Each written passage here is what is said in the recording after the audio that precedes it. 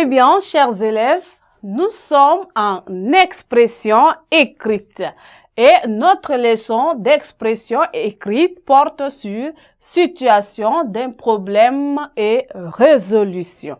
Eh bien, situation d'un problème et résolution est une leçon d'expression écrite destinée aux élèves de la classe de 4e. Eh bien, à la fin de cette leçon, chaque élève ici présent serait capable d'expliquer la situation d'un problème et sa résolution. Eh bien, pour démarrer, je vous conseille d'avoir vos cahiers et un bic. Nous allons dans un premier temps prendre un petit texte introductif afin d'introduire notre leçon. Notre texte dit ceci: vous savez que vous devez vous exprimer et communiquer, mais vous n'avez pas confiance en vous. Chaque fois que vous essayez d'intervenir, les mêmes difficultés se déclenchent.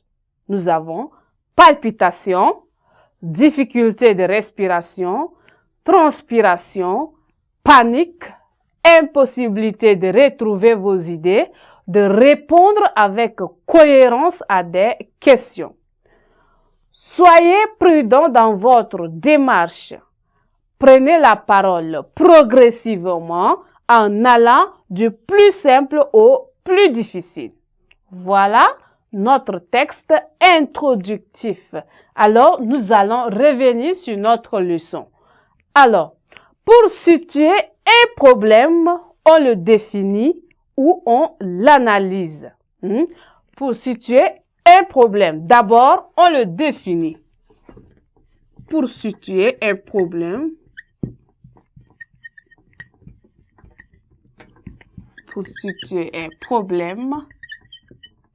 la première des choses à faire, c'est de quoi? La première des choses à faire, c'est de le définir. Le définir.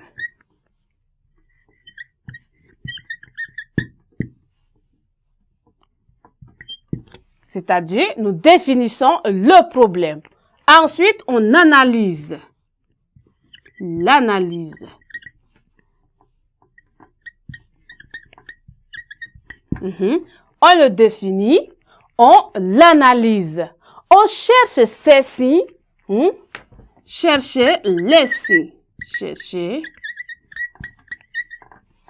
ces signes. On cherche les signes de ce problème, les causes et on propose des résolutions à prendre pour le régler. Les signes, les causes. Voilà. Pour situer un problème, la première des choses à faire donc consiste à définir le problème. Une fois définir le problème, il faut chercher à l'analyser.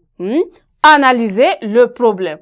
Après avoir analysé le problème, il faut chercher les signes ou encore les causes. Qu'est-ce qui est à l'origine de ce problème? Ou bien, quels signes rapportent à ce problème?